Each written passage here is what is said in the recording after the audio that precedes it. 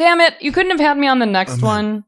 I honestly, when I realized I wanted to have you on the sex number one, but I didn't realize. The sex number one. Yeah. Big brain idea. We do episode 69 right now, and then we release 68 later. Ooh!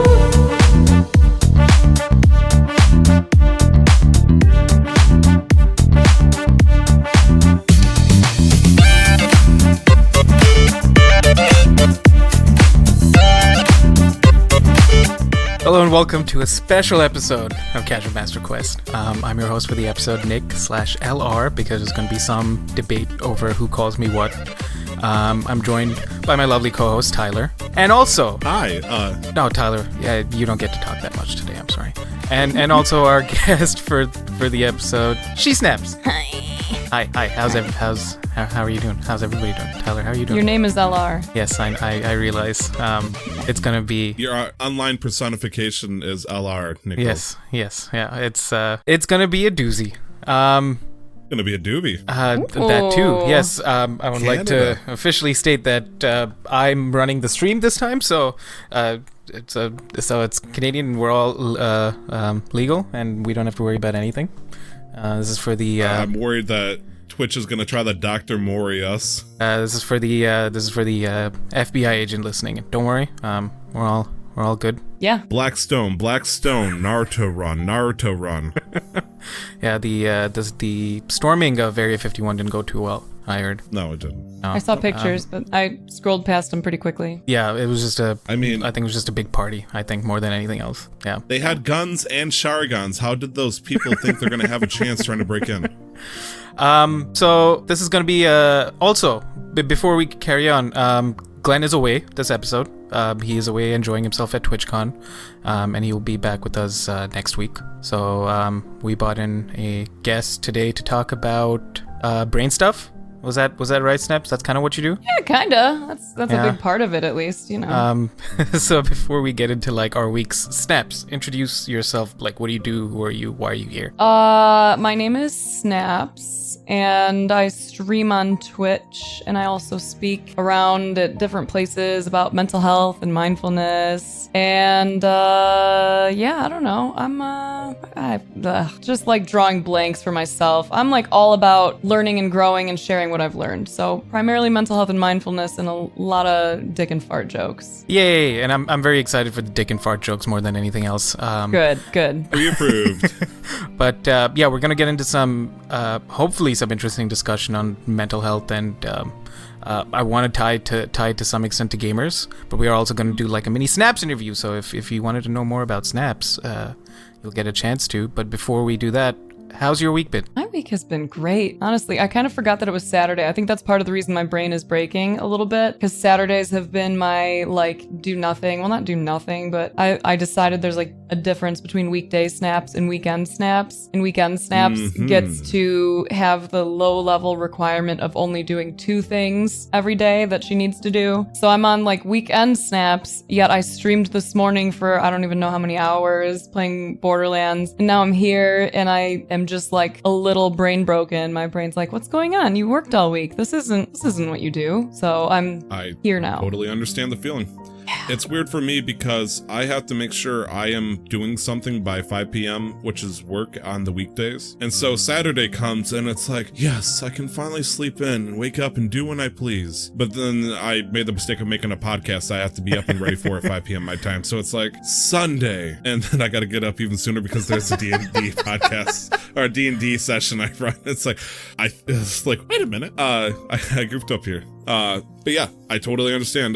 For me, it's been weirder and weirder as I lock myself down on different projects. I don't have that kick back and relax time I kind of miss, you know? Well, it's kind of cool that you are getting up around the same time every day, because as far as like sleep schedules and your brain is concerned, like that's a definite plus for you. But as far as you not having any kind of kick back and do nothing time, I suggest that you start scheduling it in, like block it off on your calendar, or else it will not happen for you, coming from personal experience. I mean, if it gives you any comfort, that's usually between 4 and 6 a.m. Being a third shifter and all, I come home from work and I make sure, hey, I need a cool down period, and then I make sure to try to wake up at a certain time, because then I schedule myself off again to watch people streaming and all that stuff. Mm-hmm. Or better yet, terrorizing my my mentality by playing League of Legends.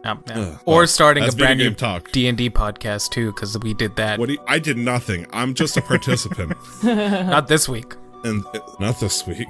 This week I'm learning how to edit a D&D podcast, which, I've edited this show so many times that, maybe an hour and a half, 2 hours, I just, listen, skim through, because usually the comedy works itself out pretty much. But when you're doing a Dungeons and Dragons where everything is purely audio, but you need to visualize it for it to be a successful thing, I also have been doing my best to filter out any time that we try to talk over each other, which kind of ruins the whole description of the show. Then maybe add some thematic music, some ambience here and there, sound effects as they're required. That's a lot of fucking work. Yeah, you're telling a real story there. And it's like I got out of it, but I realized that I spent almost 10 hours working on a single episode. A lot of that time was trying to figure out how half this crap works, because I got introduced to a couple of programs that I still don't know how to use in the way I wanted to. Like, are you aware of something called Sirenscape? Mm-mm. Sounds like witchcraft. Right, that's fair Practically enough. That's what witchcraft. my mom said when I told her about, hey, I'm going to be a changeling sorcerer, and she took the cross to me. So Sirenscape is a desktop app that plays fantasy music as you need to in the background, but it doesn't let you download the MP3 from it or record off the program. And it's like, I have an hour, 40 minutes of D&D stuff that I already did, and I need to get that over there. And I'm trying to Patrick Star that, I was like, just gotta take all the people over here in Sirenscape and put them over here. And it's like, so I'm trying to learn a bunch of technical stuff like stereo mix for the computer, which kind of started losing its way out sometime, I think, after Windows 8. It's been harder and harder to get that set up. Essentially, I need Audacity to record one thing only, one program, versus either the whole desktop or my microphone or whatnot. And sound cards don't work like that normally. You can potentially use stereo mix, or you can do it through a virtual software program, but that's more out of my league. So I've been chilling by being a passenger driver in my my work company. I've been able to finally relax. It's been throwing me off because I'm used to driving as a truck driver for months at a time, especially during the summer, that when they don't have somebody for me to be the relief for in a sick day or, vacation day or whatnot, I'm sitting in the passenger seat. I'm getting a reduced pay, but I'm sitting over in the passenger seat, and it's like, I'm used to driving a, 50,000 pound vehicle and, holding onto the wheel and watching out for deer, and now I'm sitting over here playing on my phone. It's really fucking bizarre. Unsettling. Yeah, that's quite a transition. How are the roads looking now as we're transitioning close to winter? The roads are fine. The only problem is, though, September over here in Michigan is, I believe it's deer birthing season, if you will. So we're seeing a lot of more growing and traveling families. I could be wrong on that whole thing, but September is infamous in Michigan for deer, to be roadkill, essentially. Right. Okay. Listen, So you I've better been not having be to- wrong when you're talking about deer and their gestational periods and when they give birth, because that's very important to me and a lot of people. So get your facts right, okay? Well, I am Dr. Deer F. Gestation. I will happily show you my PhD in bullshittery. Perfect. And I can tell you without a fact that if you give me 10 seconds, I can tell you when most deer of the year are born. Wizardry. I can't imagine how that would work. I'm like the bronze kneecap from the Nickelodeon TV show Fairly Odd Parents. Don't make me use this. Oh, I love Okay, that's a Fairly Odd reference. Parents. Okay, thank you, somebody. I know it's like Nick. I was about to say Nick lived in the hovel, but I said it anyways, and he unfortunately did not get to enjoy Nickelodeon. A lot of people forget that I didn't grow up in North American culture. I didn't really grow up with Fairly Odd Parents. I'm too old for that, but I watched it because it's fucking awesome. I started watching that when I moved into this house, so since I've been 23, maybe. Okay. I think? Question mark? I don't know. Yeah, I fun never had fact, Nickelodeon, so. Fawns are born from April to June, so I'm gonna have to give up my doctorate here and realize that, yeah. Well, I mean, This you're not interview wrong. is If fawns over. are born between April and June, that means they're starting to grow up and be able to walk around and travel around September, because then they'd be stable enough to, like, you know, prance and do whatever I'm pretty deers sure do. deer can stand within like 10 minutes of being birthed. It's pretty quick. So it's, yeah, it's. I I'm not like your saying line of that they thinking, wanna LR. travel. It was good. It was good. You Thank tried your best. Thank you for the save, but I'm bleeding out here. Don't even use the med kit. Just let go. Okay, that's fine. Moving on. My week's been okay. Just been busy with school and stuff. I do Thanks have for cousins in asking. town. My cousin from Seattle's visiting. My cousin from New Jersey and her fiance flew in to visit Seattle, and then they drove up here. And they were talking about wedding prep, and this will be the first time I'm probably going to be involved in a wedding of this, like, ever. Cool. Like, I've attended weddings, but I'm going to be involved in a wedding now, especially where it's going to be a half Indian, half Filipino, like, thing, ceremony. That's unique. Wow. Sounds like it's gonna be a I was party. about to ask if you were going to be a groomsman, but it's like I don't even think that applies here anymore. I don't even know what that entails. Well, I mean, I couldn't because it's the guy is the one who's Filipino. My cousin's the girl, so I can't be. I don't even know if in our weddings we have groomsmen, or like in the Hindu ceremonies, if we have like bridesmaids or groomsmen. We just do the thing, the 3 days, and then we just get really drunk at the end. Okay, What a fun way to do it. That part I can relate to. Yeah, and so it's gonna be a I'm nice. glad you celebrate. Yeah, it's a nice mix up of everything now, because Filipinos like to party. Because I grew up around a lot of Filipinos, and they really like to party. And I'm talking about food, drinks, and karaoke from sunset to sunrise. And combine that with older Indian uncles and some rum and some beer, and it's gonna be crazy. So I hope they're ready. I like the sound of that. So that's gonna be sometime next year, and I'm gonna have to fly out to New York. And Have to or get to? have to, because from New York I have to go to New Jersey, so I'll get to visit New Jersey. Okay, Yeah. that's fair. Damn it. Yeah. Bested. The sniper missed her shot.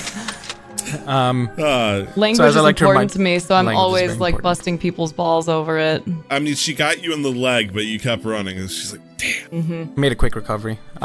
So we are a video game podcast. And so I'd like to take this short period to talk What? about video games, because I don't know if we'll get to many video games Is a today video specifically. Game.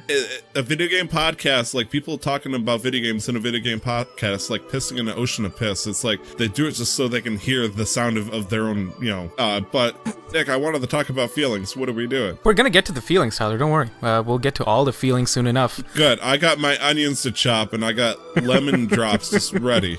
What? Yeah, to show that we have feelings as individuals on the internet. We need to make sure we have the. Absolutely have feelings. I'm sure you do, Tyler. What? Why are you laughing, Nick? Not laughing. I'm laughing with Okay, you. good. Not laughing at you. You just said you weren't laughing. You're Don't know what you're laughing talking liar. about. I think you're hearing things, Tyler. So, Nick, what have you played this week? I got a chance to try out the Modern Warfare beta. The new one, not the remastered. There's a new Modern Warfare coming out. It's my first Call of Duty game too. Wow. Yeah. It was interesting. liking it? I enjoyed it. It was just different. It was refreshing because, Tyler, you know this. All I do is play Destiny and Overwatch. That's really it. Those are the only main games. No, Nick, no. I know you play more than that, like Breath of the Wild. Yeah, I played Breath of the Wild and I finished it. Yeah. Yeah, you did, but you didn't beat the game. No, but I finished the game.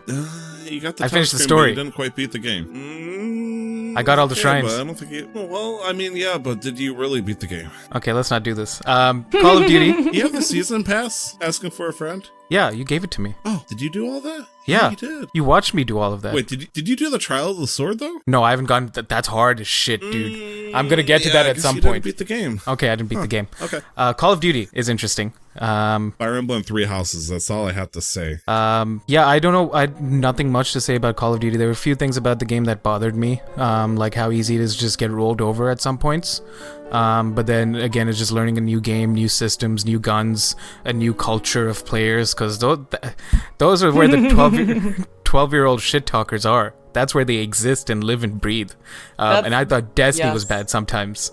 No, Call of Duty is so much worse. I was very pleasantly surprised when I started with Destiny at like how the community was, especially being like a woman in it. Destiny was the first game that I actually like had any desire to talk in voice chat, because otherwise it's just ugh. I'm trying to think of any other like shooter game, especially that has a notorious community that felt so inclusive as the Destiny one. Beautiful thing. I mean, you don't see Infinity Ward or technically Treyarch, EA, or Activision. Infinity Ward or Sledgehammer. You don't see them having like any help, trying to get a convention going, because all the Call of Duty members are holding hands, and it's like, I shoot for trans rights this week, and it's like, no, that doesn't happen, unfortunately. Get fucked. I fucked your mom, noob. Yep. That's usually the response from the Call of Duty players. Yep. They say a lot. Fair enough. Very much worse things, but things I wish to not repeat because they're not nice things. And the fucking your mom thing is a nice thing. Yeah, that's the nicest. Yeah. That's the nicest things they say. Very friendly to talk about having sex with someone else's mother, so I agree. Absolutely. Glad you shared that one and not the other stuff that's probably mean. You're probably a vegan. Oh. Yeah, Snaps, what shows my priorities. What? Sorry, go ahead. So apart from what you've been playing this week, what do you normally play, like on stream? I know that you don't normally play, and when you do, it's or at least lately, it's a little bit of Destiny towards the end, or just some like Fortnite where you can just play with some buds and then just not kind of think too hard. But in general, what are your kind of like go-to games? It was Destiny. Like Destiny is what brought me to Twitch, so it was Destiny for a long time, and that was like all I did. Lately, I've been letting the flow of chat kind of dictate how long I do things for, like gaming or otherwise. Either he's frozen or he's really good at staying still. He's frozen again for us. No, that was very impressive. Yeah. But yeah, it's been Wait, just can you guys hear me at I don't least, know. or no? Like some days I'll wind up staying and just chatting for a long time, and other days I'll jump into Destiny or something right away. I played Borderlands 3 today, which was dope. I've tried out a bunch of new games in the past year or so, like Grease, I don't know how to say it. That one, and Journey, and the game Everything I played like last year. That was really cool. So I'm exploring more things, but primarily it's been bouncing, I think, between Destiny and Fortnite, with Destiny getting the majority of the time that I do dedicate to gaming. Right, yeah. It's amazing, especially considering how much of a pro gamer you are with all the farming you do off stream. Yeah, no, Snaps is a dedicated. Oh man, dedicated I gamer. really hope anyone from my community is in chat right now so they can just like spit out their coffee at that semi-serious sounding remark. Tell me about Everything. I see that it's free on Tell me about the numbers. Epic right now. What's Everything about? Yeah, Steam, I think, but it's fucking awesome. It's really hard to explain without kind of almost giving away what it is, but you basically become everything. Like you move through this game and try your hand at being all of these different things. So you could be like a leaf, you could be an animal, you could be a fucking rock, a bug, whatever. I think it is such an interesting game, and I think it's something everyone should play, knowing you're probably going to spend maybe one or two like playthroughs, and then you'll be like, I get it, holy shit. But it's very fascinating. I think it does a good job of sort of showing you how our thoughts are made, and showing you like the interconnectedness of things. And if you like Alan Watts or philosophy, then the game is especially right for you, because there's little sound bites throughout all of the game from Alan Watts. But like the main thing I'll caution people is when you first start playing Everything, know that the animals move weird. You're probably gonna be laughing at how like silly it is, but the graphics get fucking wild as you get into the game. It is beautiful, like truly a stunning game. You just have to like laugh at it for a little while, and then you'll see. Okay. Yeah, I've been seeing that it's free to pick up somewhere, so I really want to give it a go. I believe it's Steam, so I would definitely recommend it. Everyone should play that game. It's like play it, get immersed, like smoke a joint if you want to, if you're that type of person. Yeah. If you're into, casual psychedelic use, I wouldn't say that that's a bad time to do it. Wink, wink. Nudge, nudge. Yeah. Finger guns. Mm-hmm. But it's a fucking cool game. I really enjoyed it, and it genuinely, like, there's one part of it in particular where you kind of feel stuck, and the way that all played out, like, blew me away. away. I think that it does a really great job of teaching us some lessons, I guess. Right. So What kind of lessons, if you will? I would say the biggest thing that I think you can think of going into it that isn't like ruining the game for you, and the biggest thing that you can think of in your life that isn't necessarily ruining that game either, is just let it go. Like, interact with as many things as you can, sing and dance whenever possible, and just let that shit you don't need go. Wow, that really sounds like an exhilarating experience then. I mean, you just went in active detail on how, using supplements to even take it a step further, but it's like, that sounds awesome. Like, for me, when I first saw the game, it said, on Epic Store, everything is free. And it's like, I immediately jump down and like start throwing stuff in my car. And I'm like, why is it still trying to charge me? But so it is Epic. Okay. Yeah, because Epic does the couple of games every 2 weeks or 3 weeks that are for free every month. Yeah. Got it. Glad they cleared that up. But yeah, such a cool, thing that, forgive me, I got completely stopped by that one little joke I had in my head, when I first saw, everything is free. That I didn't really give it a chance, but just the way you're describing it is mesmerizing. It's very relaxing Nick. too. They have pretty chill music, so you kind of like just plan on like having it be like a cozy pants kind of fuck around and play this game kind of thing. It's I think everyone would enjoy everything. I see what you did there. I know you also tried out No Man's Sky a couple of weeks ago. Yeah, I How'd you want to like get back to that. I wanted to play that again yesterday. I'm not sure how much of a streamable game it is, but I've been like, for me especially, because like my chat is kind of my main focus usually. Right. But it is a game I enjoyed, so I don't really do much offline gaming these days, but I'm definitely tempted to play that offline. Okay. Yeah, because I feel like that fits in with the kind of games you've been getting into lately, with kind of like exploration, atmospheric kind of. Yeah, it's random and I can name things. I named some rocks Enzo's balls. So every time that you go through and you find these like gray really rocks, keeping to the point, yeah. I named them Enzo's balls. And the amount of times that I've found like two rocks next to each other and then it says Enzo's balls and it just like kills me. And I named another like mean plant thing, like Slappy Bitch Plant or something like that. Like it's so stupid ridiculous. It's the exact right kind of game for me. Yeah, that makes sense. It's a good fit. I'm sorry.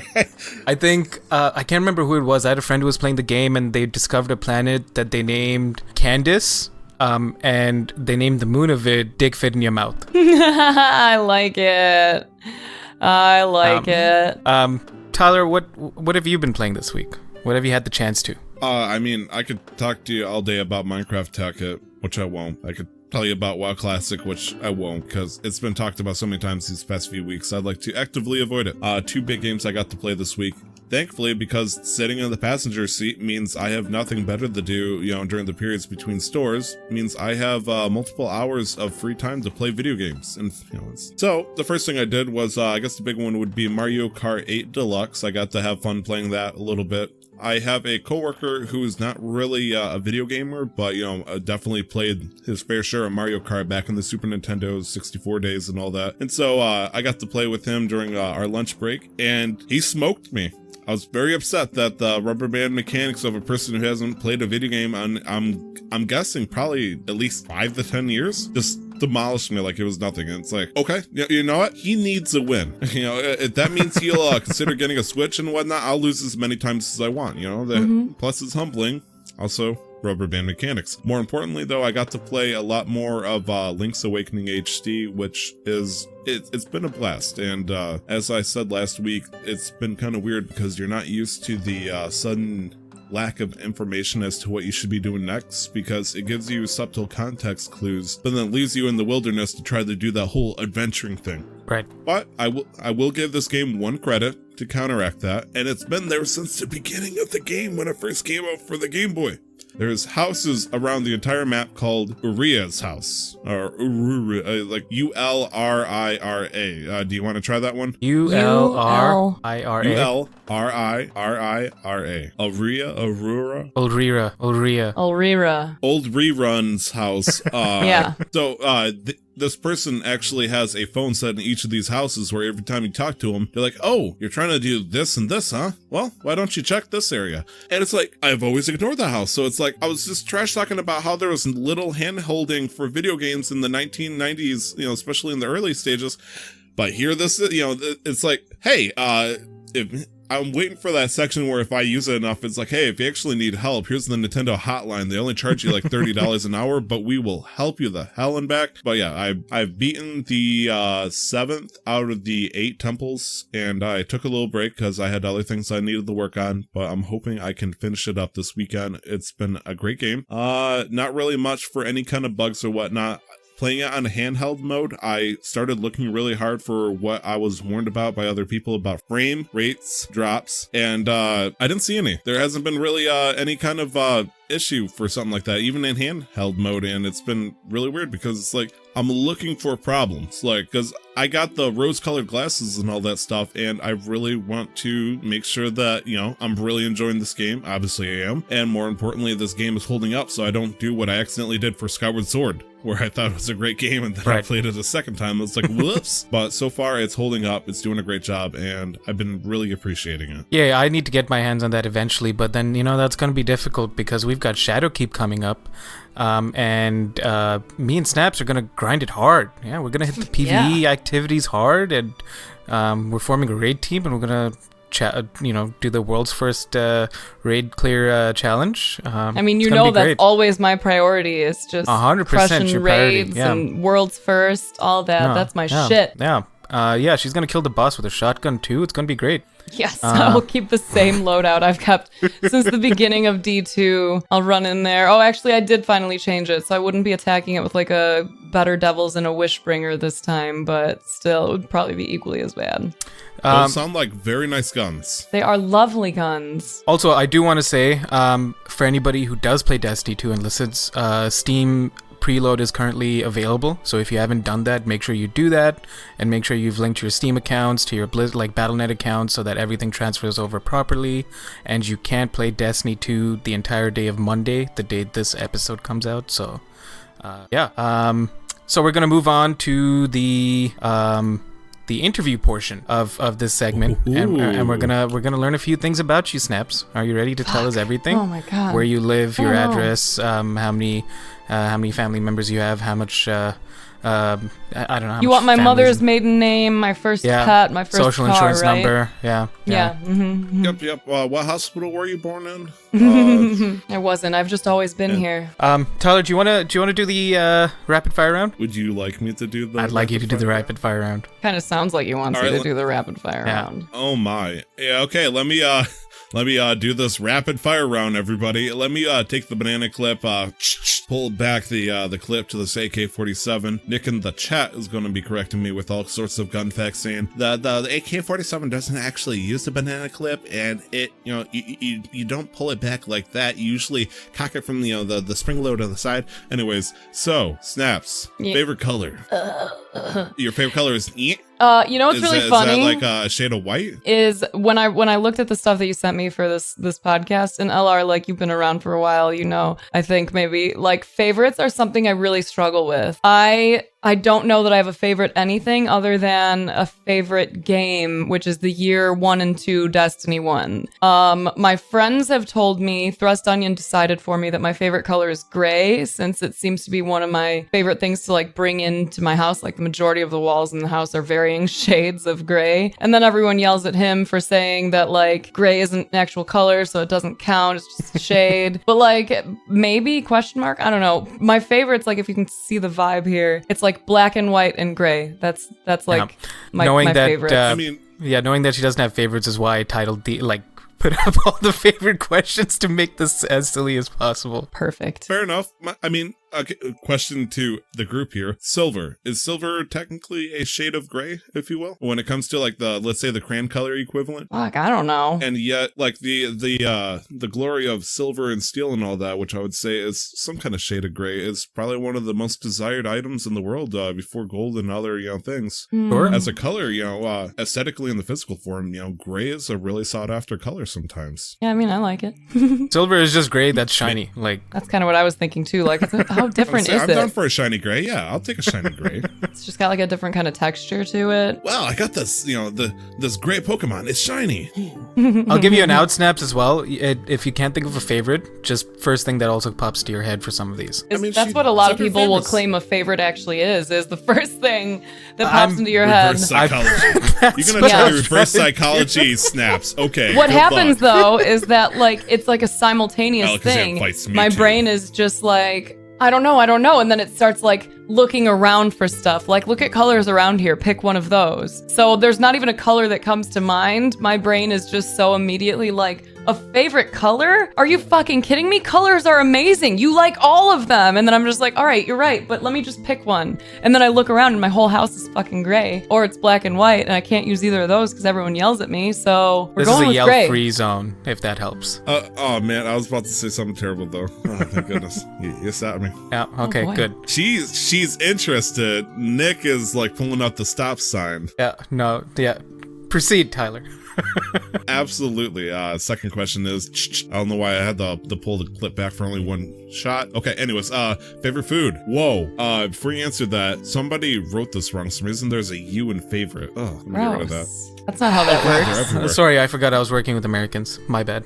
No, you're right. I am. I don't like to be inclusive. Let's get rid of that letter. Oh, jeez. Yeah. I think I have a favorite food though. Well, I don't know, cause you like all the food too. I really do. Like I basically could only think of one thing that like I genuinely like tend to struggle with self-control on, and that's popcorn. And those balls. Like I could smash a lot of popcorn. And no, it's not me who's interested in his balls. It's him who's interested in his fucking balls. Yeah, but like, okay, so I saw in Enzo chat. Enzo hasn't talked about it yet, so I don't know. Well, because Enzo can't talk. He's a dog, bud. He's a dog.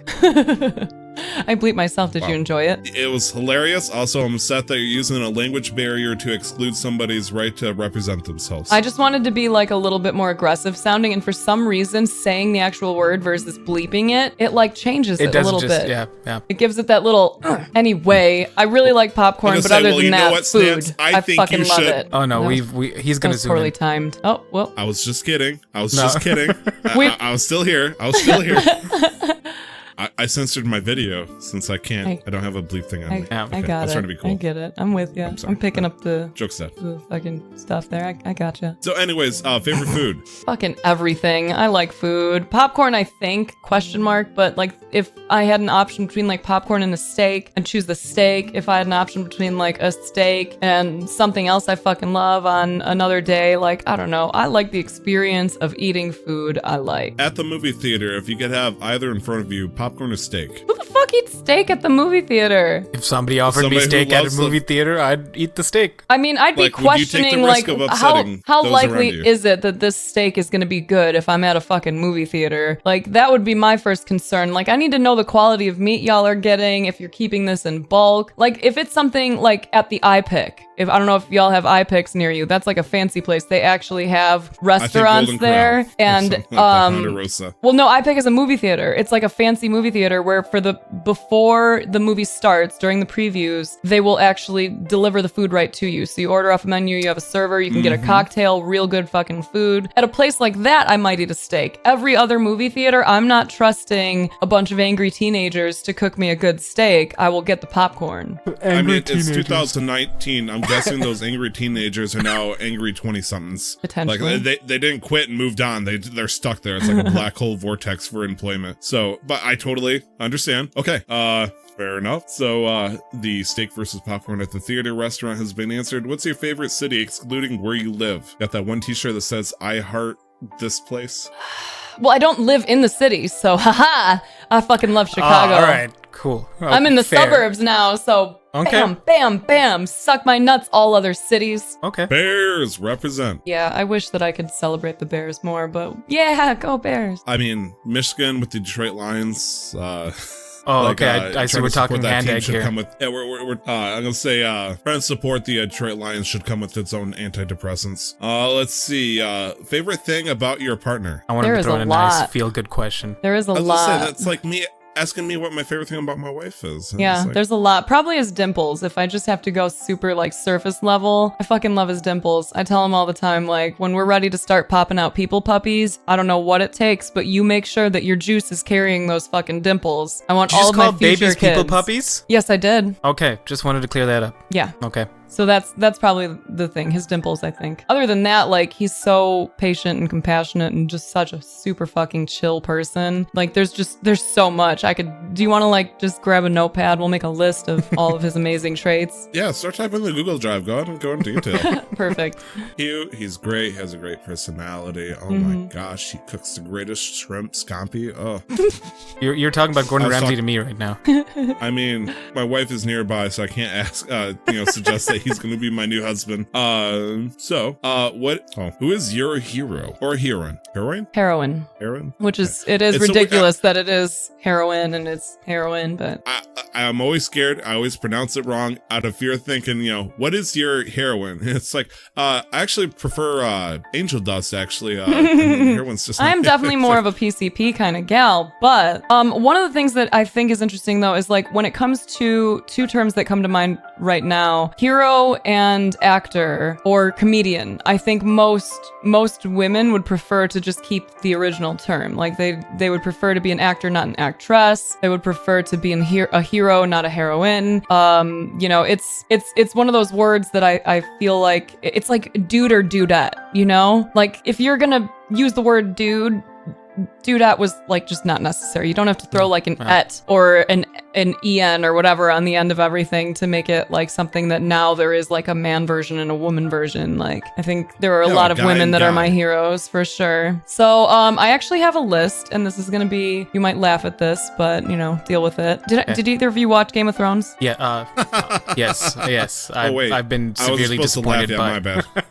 I've been severely disappointed by Game of Thrones, so yes. Oh, that makes me sad, but the final, we don't need to go into that, whatever. No. So Arya has like a list of names that she would like recite to herself over and over at night of like people she wanted to kill, basically. And I have like the opposite of that. I recite a list of names of people who I really admire. Okay. Very regularly as kind of like words of encouragement for myself, a reminder of like who I want to be, that kind of stuff. So it's Oprah, Ellen, and Mel Robbins. The only name I don't know off that list is Mel Robbins. She's like an up and comer. Ellen, I was like, I'll fight you. Okay, no, everybody knows about Ellen. She's all the way. Even Asians know about Ellen. So yeah, Mel Robbins is. I just figured.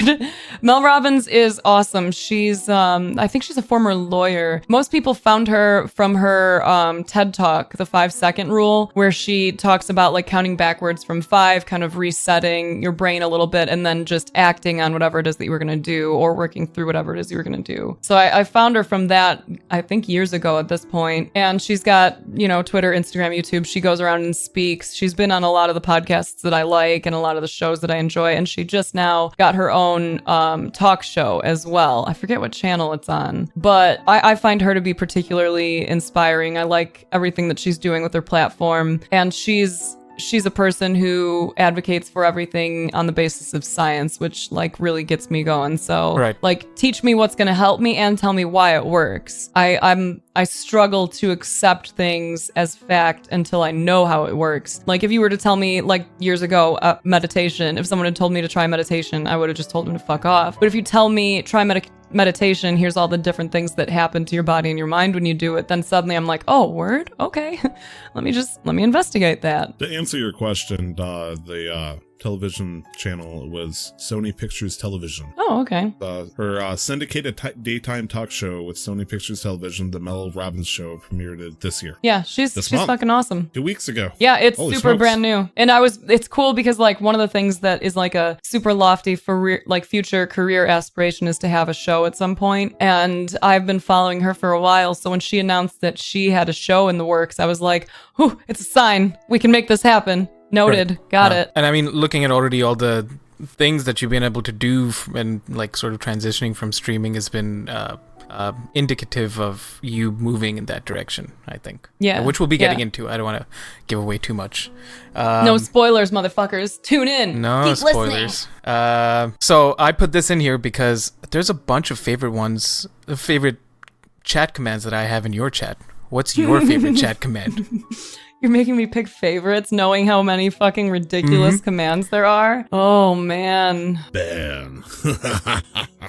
No, okay. No, forgive me for assuming. You seem like the kind of person that is very inclusive unless the person is extremely toxic. So I feel like you don't use that button nearly as much. No, we give people a lot of chances before banning. We give them a chance to apologize and be educated. We used to roast people when they would come in and say stupid shit. And now we're like, oh man, you're hurting. What can we do? You want to talk about it? Only problem is like you just have to apologize and then you can stick around. I don't let people talk to me a certain way, but I'm also not going to let it upset me. I'm going to look at my channel commands right now and just try and decide because that's... Yeah, because for context, we have ones that tell you how much thrust power you have when you're getting hot and steamy, and it'll tell you at how much percent and horsepower. They have ones that'll give your member a name, be it male or female, whatever bits you have. You'll get a name for that. Thrust power. Yeah. Yeah, I don't know. The first one that came to mind, honestly, in terms of like funny names, was probably dick name, because seeing everyone do the like dick name command will always fucking crack me up. Ooh, you know what? Actually, one of the ones that brings me a great deal of joy lately is the rate my duple command, because duple is a member of my community and like one of my close friends who's fucking hilarious and amazing. And I don't know how this command came to be. Random idea from I think Echoes, and he made a command that says rate my duple, but it doesn't even rate it. It just spits out a number of how large your duple is. Like it'll say like 134 centimeters or something. And for whatever reason, people find it to be hilarious and they really enjoy trying to get the smallest duple possible. Like we all really want pocket duples. Yep. Yeah. Little, fun-sized packets of joy. Yes, absolutely. Yeah. Favorite memory from any of the Guardian Cons? Man, fuck, favorites. Favorite memory, any Guardian Con. One stands out as significant. There was a person, I'm not going to name him by name, but he'll know if he's listening who he is. I talk a lot about affirmations in chat, like empowering yourself, words, thoughts, actions, all that. And there was a person who was really struggling, and we were talking about them trying out affirmations, and they were really resisting the idea of doing any of them. So we kind of compromised, and we picked one that felt very, I don't know if simple is the right word, but at least not too deep, right? So it was just, I am healthy, I am wealthy, I am wise. Knowing that all of those things can have really deep meaning, right? Like I am healthy could simply mean like I woke up today. I am wealthy can mean I am rich in the friendships that I have, in the experience that I get to have, whatever. And then I am wise. Like if you try and tell me you're not wise, I'm going to call you on your bullshit. Every one of us has some wisdom in us from our life experiences. So I think that's like a good jumping off point. I am healthy, I am wealthy, I am wise, to stop yourself from just talking shit all day about yourself. So he agreed to do it. We hadn't really talked too much between like our last Discord conversation of him saying, all right, I'll try, I'll do my best with this. And then at Guardian Con, he came up when I was doing like a meet and greet, and like I was doing like a live stream at the Buffalo Wild Wings booth at Guardian Con. This was not this year, but the year before. Ah, yes, I remember that. And yeah, like a little line kind of formed. People were coming up and saying what's up while I was streaming, and he came and like knelt down next to it and didn't even have to tell me who he was, just led with that, hey Snaps, I am healthy, I am wealthy, I am wise. And I was just like, oh shit. And he like said it with this really beautiful like energy, like he was smiling. He seemed very strong and like empowered by it. And you can even see like it gets me emotional thinking about it. It made me really fucking happy. And he's been, I think, doing really well in his life lately. So it's cool that it was like a nice gateway for him into being kinder to himself. That's awesome. Yeah. I think my favorite one is, I always tell us, I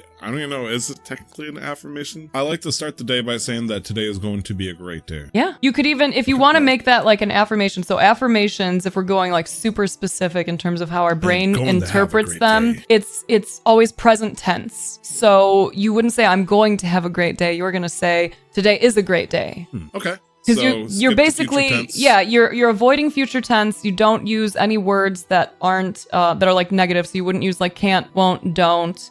Your brain doesn't really recognize those. So if you say like don't cry, for example, to yourself when you're getting emotional, your brain isn't hearing the don't, it hears the cry. So it kind of runs that command. So when you're trying to create affirmations for yourself, you keep it present tense, positive, affirmative statements like today is a great day. And when you think about it, just in terms of the story you're telling your brain, if you say today will be a great great day, it's almost like you're leaving room for it to not be. Like maybe it's not already. Maybe today will be a great day, but the morning is going to suck. Today will be a great day, but the afternoon could be a little rough, you know? But if you say today is a great day, it's all applicable. It's like straight across the board, and you can say it meaning like right fucking now is great. The rest of the day is going to be great. Every part of it is great. So I have a spot for a druid who specializes in wisdom as the modifier in D&D. I was wondering if you just want to come in?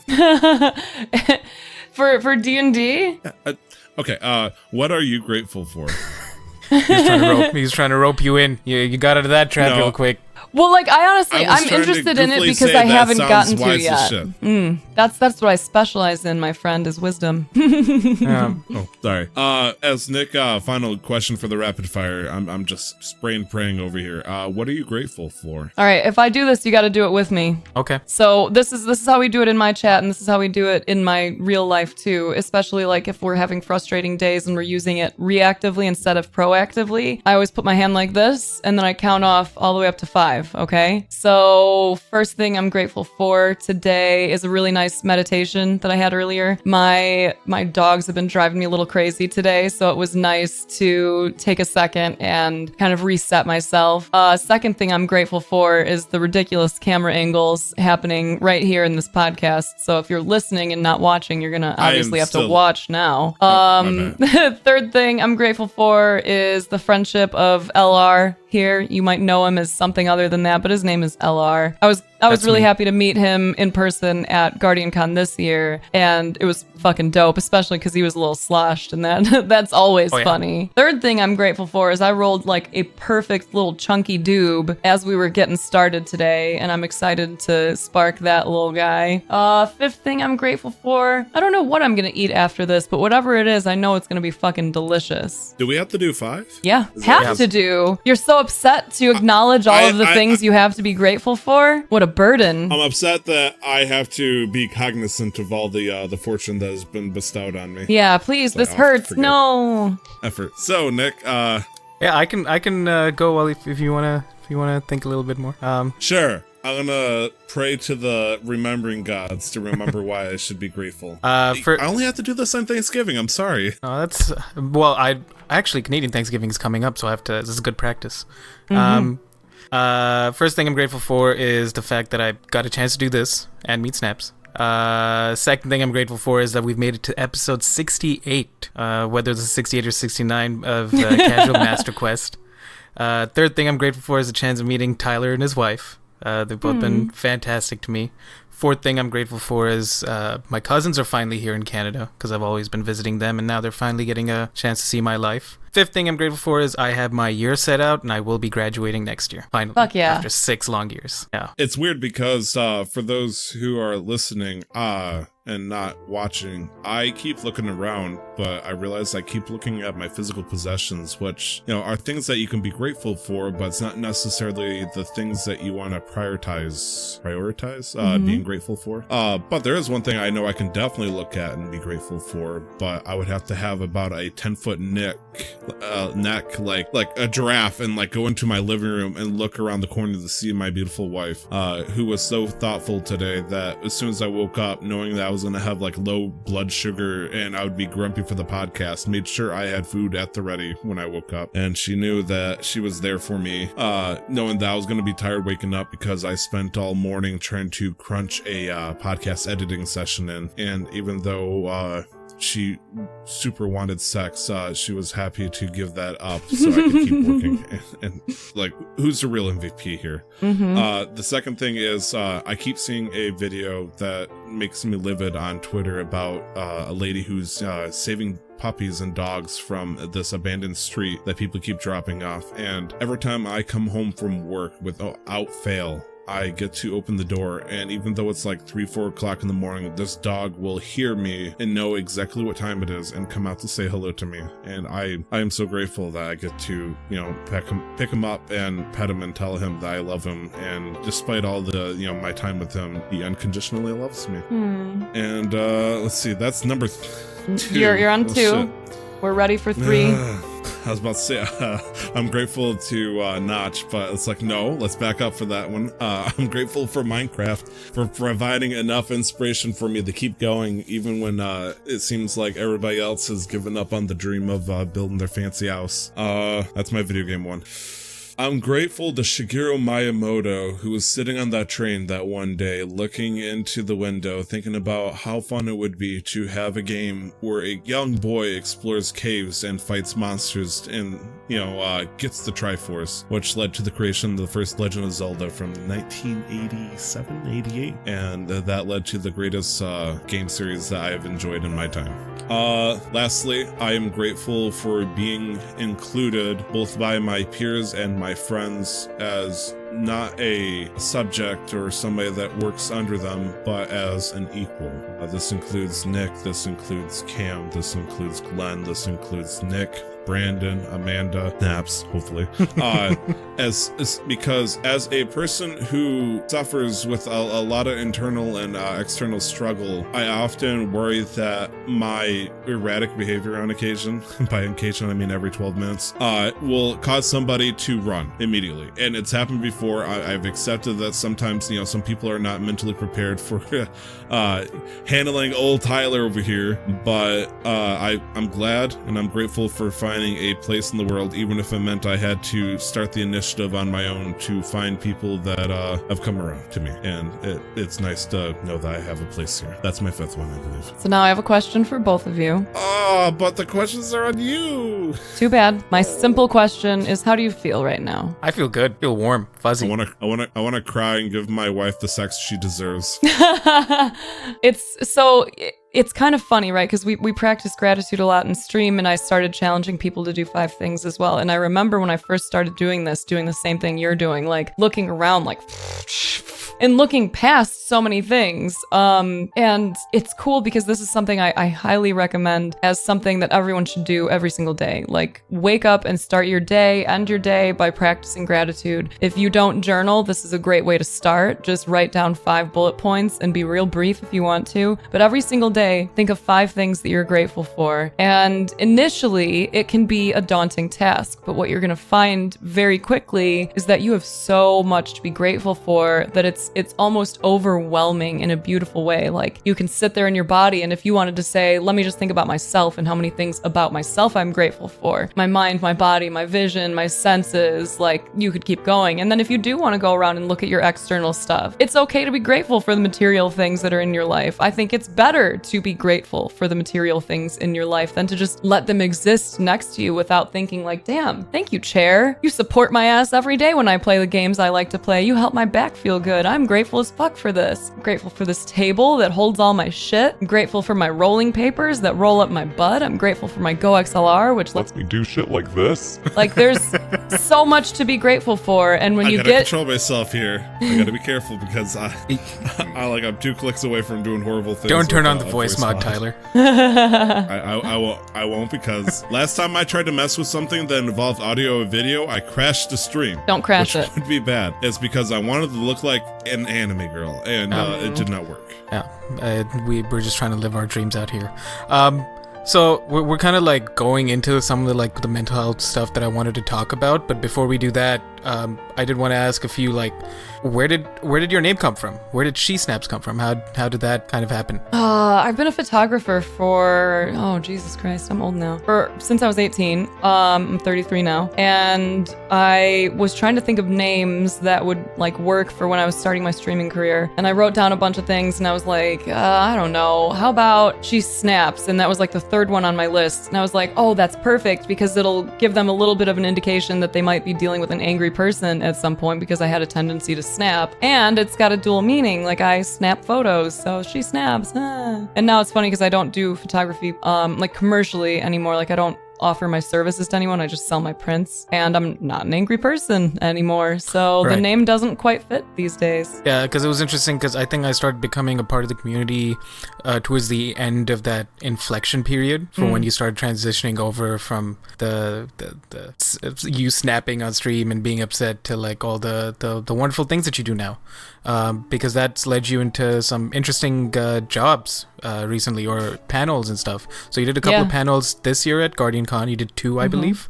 You did 1 last year at Guardian Con, and then you've also done a talk for a corporate, like a company recently. It was for a conference, for Adult Protective Services conference. Yeah, so it's not by a company. It's for like folks that are in that adult protective services role, whatever that might be. So therapists, police officers, social workers, that kind of thing. And this year at Guardian Con, I did my talk, and then I did 2 panels, like ran 2 panels. Last year, I just had my talk. Okay. And I managed to catch the talk last year, but this year was a little bit chaotic. This year was insanely huge. I wasn't expecting it. And they fucked up the signage too, which we were bummed about, but it is what it is. So people didn't even know where to find us for my talk initially and for some of the panels. Because the signage was weird and it was in a very strange kind of spot. Right. So how long do you, and I want to talk more about the panels and stuff, but how long do you see yourself streaming for? Because I think that's been also kind of a semi-active topic discussion that you've kind of had with chat over the last few months. Where do you see yourself in the streaming world now? Indefinitely, honestly. I love streaming. Like I'm working really hard on transitioning out of relying on streaming. Okay. That's kind of the difference because it is so like on and off. I don't really enjoy having to focus on like money, but if I don't, then it might go away and then suddenly I'm like, fuck, I guess I should have pushed a little more for subs or tips or whatever. Because now I got to pay bills and there's no dollars there. So absolutely, I would love to keep all of the other shit I'm working on going, like, grow the Patreon, do all that kind of stuff, provide as many resources as I can. I'm working on writing some books and shit. So I'm doing my best to create as many different revenue streams as I can so that when I'm on Twitch, I can just fuck around and just talk to people, with the eventual goal of being able to dedicate all Twitch proceeds to charities of some kind or reinvest into the stuff that I'm trying to do to support people, But like, I can't pass up the type of conversations that happen on platforms like Twitch. It's just, I've learned way too much. I've met too many great people, and I know too many people are coming to this site in the first place because they're lonely and they're like really in need of that connection. So the people who are seeking connection, I would love to be there when they're looking. Right. Because on the occasional, whenever I do manage to stream, I took a leaf out of your book, and I believe there was the one streamer I had that was one of my favorite ones where I was just shooting the shit with chat for 3 hours. Oh, it feels great, right? Oh, it was just so good. Yeah. I thought I was going to play a game, and I'm like, yeah, I'll maybe play a game later, but I want to talk to you guys right now. And 3.5 hours later, a couple of drinks in, we were all having a good time. And it's unique because you get a chance to create connections without, it's rough. I'm trying to explain it because I'm very much what you see is what you get. Right, but there are streamers who aren't like that and who put on right in air, but then so I feel like I am genuinely developing a connection, and it's hard for my mom to understand when I'm like, oh yeah, I'm just gonna go to Guardian Con and I'm gonna meet some friends. She's like, oh, your online friends, your internet friends? I'm like, yeah, no, but they're good guys, they're chill. I've known them for a while. Okay, but you haven't met them before. I'm like, no, but I have. Just not physically. I haven't touched them or hung out with them, but we hang out all the time. Just like my mom calls them the people from my computer. Like people like live in there or something. Like that movie Indian on the cover. Like, these are my friends. And they're all action figures that turn to life. Exactly. So how's the... I'm glad I got something in. Yeah, you're probably going to get a little bit more success with the cultural references from... SheSnaps, at least. Yeah, that was definitely like when I was younger. Absolutely, I had that box, that VHS. I remember those. Yeah, you put in the thing and then you press a button and it actually works on the actual like by the TV. You couldn't do it from your couch. That seemed like a pain in the ass. Yes, old people had it rough. Yeah, poor us and our aging and brittle bones. How is the transition process from like streaming and developing the community that you developed into running panels, into doing talks, into hosting conferences, like running? How did you manage all of that? How did that come about? I mean, I'm still trying to figure that out, to be honest. Like, I've been working from home, doing my own thing for it might honestly be 10 years now. I don't even know when I quit my corporate job. But it was somehow easier before when I had deadlines that involved other people, you know? Now, because I'm only answering to myself, sometimes that can be a bit of a challenge. So when it comes to like getting ready for like the conferences, for the presentations, like I got a keynote coming up next year, and that stuff, like easy peasy. It goes on the calendar. I budget out the time appropriately leading up to it, and I'm set. When it comes to stuff I'm trying to do for myself, I'm all over the place, especially because some of the things require like a little bit of money going into it, you know, like it costs money to produce a podcast and to get YouTube videos out. So there's, even if it's just a nominal cost, that shit like across the board when you're doing a million things at once, like it adds up. And it can be a little stressful when my time is so directly related to my money that I'm like working really hard to tweak my schedule every chance I get and to find new ways to organize myself well so that I can do everything.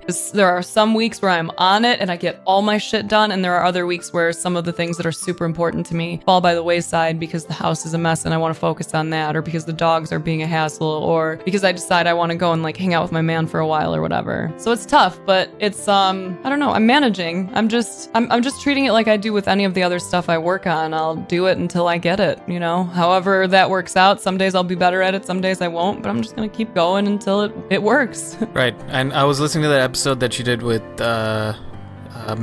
Mm-hmm. I listened about most of it, and it was just fun hearing the two of you talk about how you can't stay still.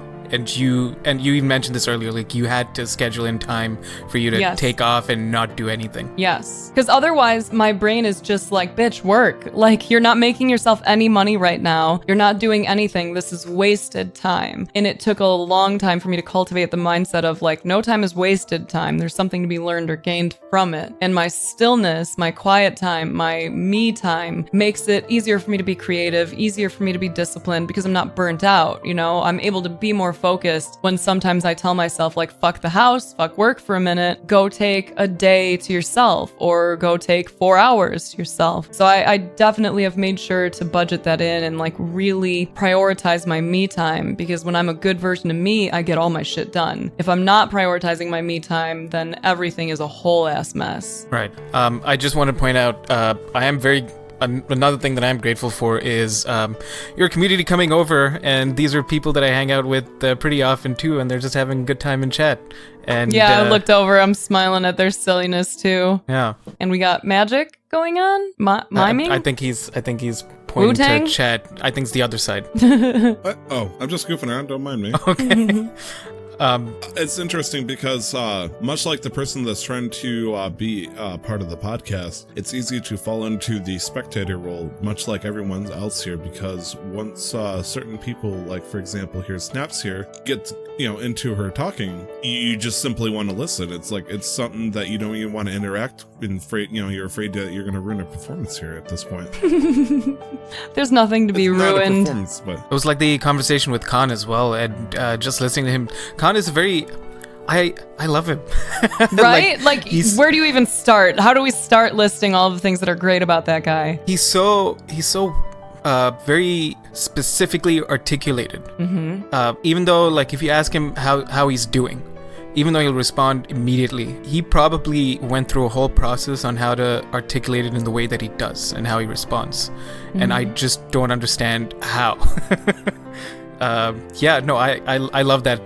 I'm gonna catch the rest of it whenever that comes out, but I caught most of it on stream. I made the highlight of it today. It's uploading to YouTube right now, and then I just have to get the actual like edited version for just the podcast. So you can listen to it from the highlight, or you can listen to it on YouTube as of probably tomorrow morning. So yeah, Young Khan, for those who might not be aware of, he's a graphic artist on Twitch. He does emotes and stuff. Never heard of him. He's done 2 of my emotes, and I got a chance to meet him as well at Guardian Con. Really? Yeah, no, it was a good time. That's so awesome. And it's been like, me and Guardian Con has been an interesting experience because I'm just sitting here being a goofball in people's chats and talking to them, commissioning people, just being an idiot. But then the moment I either say my name, they recognize me, and that makes me feel like, all right, cool. right? So the first time I went, which was solo, which was last year, was a little daunting. But this year, I'm like, yeah, I know exactly who these people are. I'm gonna see Snaps this year. I have to because I missed out the year before. I'm gonna see Yeah, you Khan. fucking promised me before that you were gonna find me. Like I legitimately would have been like this much mad at you if I didn't see you. I would have been mad at myself too. would That be much mad at myself haunted. specifically. That much, yeah. Like we don't need to hold on to anger No. for long, so it's not gonna be a whole thing. But I would have been a little bit. So the main discussion that I wanted to have, I structured a question around it, but it doesn't seem so appropriate right now. It seems a little bit limiting. More of a conversation about how gamers don't do a lot for their mental health sometimes, or a lot of the times, because they use gaming, Twitch, Mixer, YouTube as forms of escapism, basically. Yes. And I think that's the base underlying issue that I think every gamer like suffers from. So what are kind of been your, during this transition from you being a gaming focused streamer to a mental health advocate on Twitch, what are some of the pillars or philosophies that you've established for yourself and like for the people that are part of your community to help them be better? Because you're a mental health advocate, but I also know that you don't pretend that you're a therapist, and you're very good at pushing people to like look for therapy, but you still have advice that you give people. Really, like one of the things I had it written down, and like my wake up view, I wake up and I'm facing a closet, so like a white door basically. I had it like on a piece of paper on my door for a while, where I would wake up and I would see it right away, and it was just LBE, lead by example. So I think about that often. Like I will not be a person who doesn't practice what they preach, or at least isn't honest about how much of a challenge it is to practice what I preach, right? Like the stuff that I do for myself, including practicing gratitude like we all did earlier, that has such immense value, but like I can't deny that I know how fucking challenging it can be, especially like on a day that's really frustrating and things are really building and you're feeling agitated and someone says like, hey, practice gratitude. It's pretty easy to be like, man, fuck you. Like I'll practice gratitude after I deal with the way I'm feeling right now, but you don't really think that practicing gratitude might help you with the way that you're feeling, you know? So that's like a main thing that I focus on, is leading by example. If I'm gonna tell you about it, I think people at this point can trust that I'm not just talking out of my ass like I read this in a book, you should do it. It's like, hey, here's the deal, here's what I went through, here's what I did, here's how it helped me or helps me. You might want to try it. It's pretty fucking dope, like meditation or whatever. Aside from that, Do you believe that? Go ahead. no, you go ahead.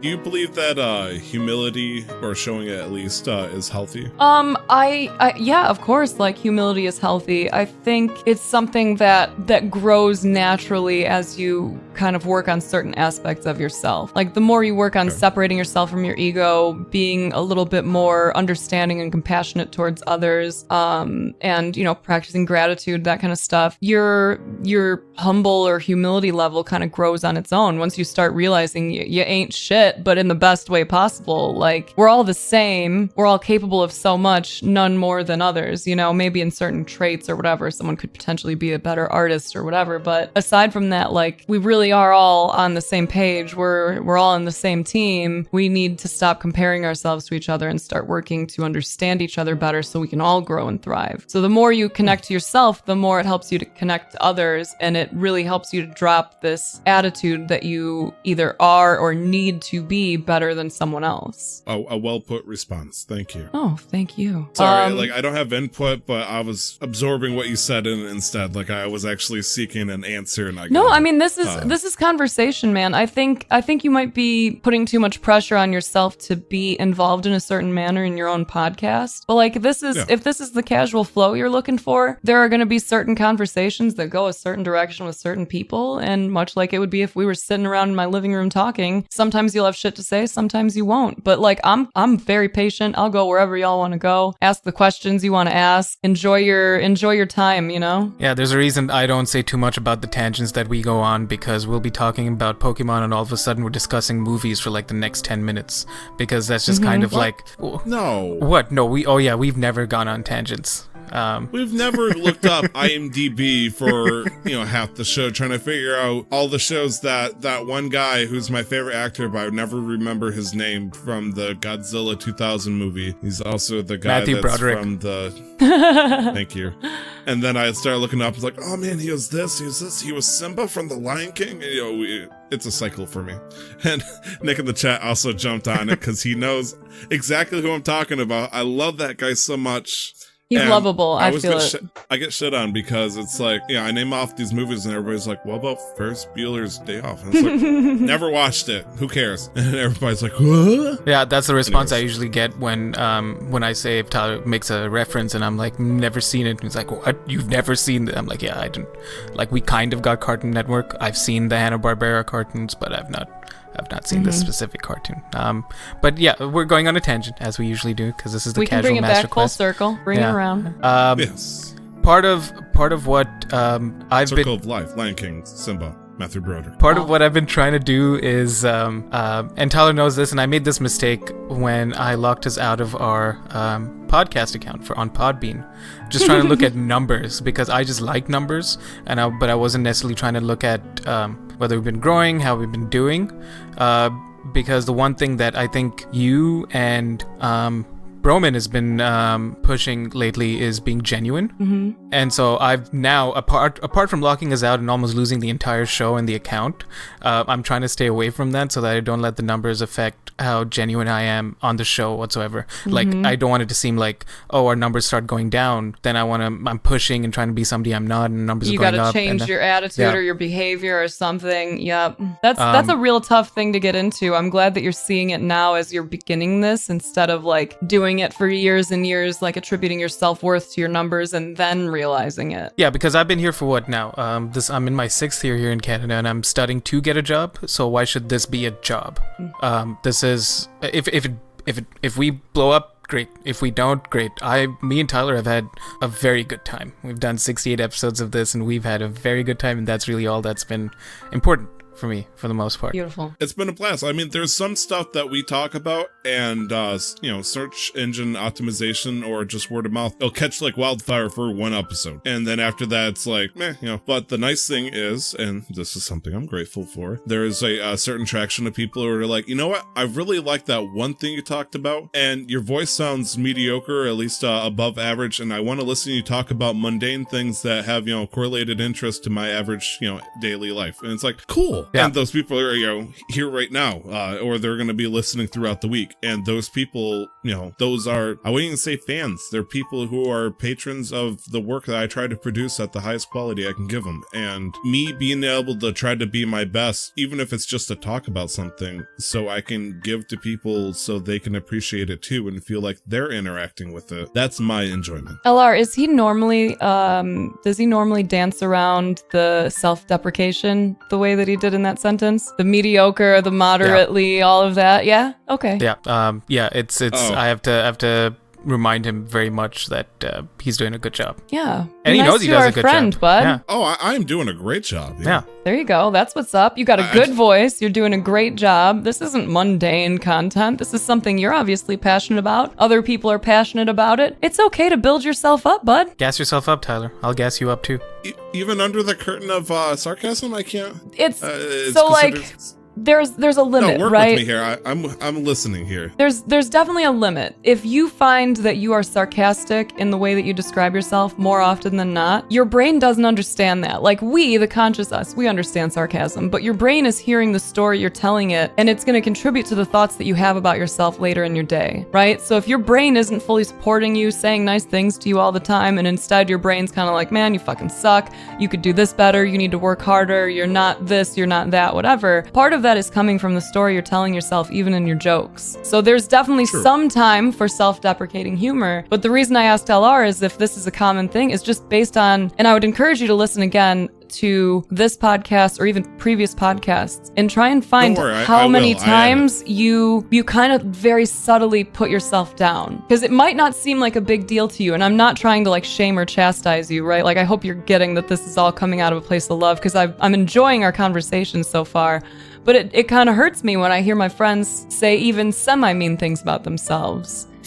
I want you to feel good. Did she do what I think she did? Yeah, she called you a friend. This is where he's going to include some like angels like singing in the background of a choir, and he's ascending. He does a wonderful job with the editing. I was thinking about the classic Evanescence, Only Time Will Tell, or something like that.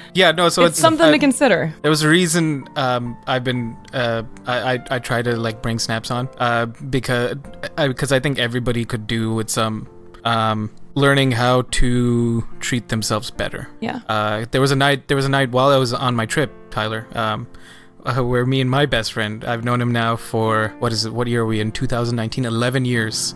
We both got drunk. And because of the time difference, Snaps was just on. And my friend's been going through some really like a lot of mentally rough times. And I'm like, listen, if you could give, you don't care about gaming to that extent. He loves games, but he's not a Twitch person. I'm like, just be here and just watch and just listen. Because even if it's not for the kind of advice that Snaps can give, it's usually also the community she's built that's very positive. And now it's just kind of become this echo chamber of like, shut the fuck up, you can do it. But shut the fuck up in a nice way. Yeah. It's kind of like, I see you being like mean and not nice to yourself. Why? And you'll see it in chat right now. Even one of the members of the community, Roslyn, as soon as I started, she knew where it was going and she popped up and was like, don't be mean to my friend. We're saying that kind of stuff like in our daily lives to the people around us too. Someone was just saying how their mom was kind of like, she did something wrong or something, like she made some kind of mistake, and then she was like, oh, I'm such an idiot. And her daughter, a member of our community, was right away like, hey, don't be mean to my friend. And she was like, what are you talking about? I'm not being mean to your friend. And she was like, yes, you are. You just said she was an idiot. And it like took her a second, and then she grabbed it and she was like, oh, okay. And then she rephrased the sentence. So like I said, self-deprecating humor, there's a time and a place. Once in a while, you make fun of yourself. It is what it is. But if you find that the majority of your jokes or the majority of your statements about yourself are negative, even if you mean them in a joking manner, your brain is hearing it and saying, let me just add that to the story of us. Noted. So I should stop telling the joke where I say I suck so hard Bill Clinton has heard of me? See, that's a good one. And it's fun to include once in a while. But if like every time someone is like, hey man, listen, I want you to know you're fucking awesome. If every time someone tells you that you're awesome, you respond in that manner, I would say you could do better. You deserve better. Okay. If I may say this then. You may not. And this is really hard. Okay. No, go ahead. Nick, take it away. Thank you for helping me take one step up to the platform of helping me look at myself a little bit better. We can go one step further if you're up for a challenge. Oh my gosh, if you're gonna make me say 5 more things I'm grateful for. It's not that. No, that's not until tomorrow. You wake up and you do that. Tomorrow? Is this how I'm gonna start the D&D session? I want your character to tell me 5 things that they're great. You know what? I might actually do that. Honestly, Okay. you will enjoy it. People will come up with some stuff, like especially your close friends. It's a very nice bonding experience to see the things that they are grateful for, and then you can be like, wow, that's really cute, or that's really nice that happened to you today. I feel good knowing that like something nice happened to you. You're awesome. Let's take this step together. What do you have for me? Oh, I love it. I love the attitude. Okay, so instead of 5 things that you're grateful for, I want you to say 5 things that you like about yourself with one little detail in that. They cannot have anything to do with how you interact with other people. So it's not, I like how I'm kind to others. I like that I'm nice to my dog, whatever. You have to find something about yourself. It can be physical. It can be your characteristics, your personality, whatever. 5 things you like about yourself. And the caveat is this quality I like about myself cannot be based off something that interacts with other people. Correct. Okay, I know that sounded weird. I just gotta play it through my head. That's the only reason I started specifying that is because that seems to be what a lot of people define themselves by, and it feels almost like you're avoiding it when I hear that. So I would say, like, what are 5 things you like about yourself? I like that I'm a really good friend. I like that I always do this for others. And it's like, that's awesome. But what if all those people are gone? Then what do you like about yourself? People in the chat beat me to it, unfortunately, but I am gonna make the jump. The first thing, somebody just got deleted. Oh, yeah, I'll take care of it. Don't worry. Fucking thrust.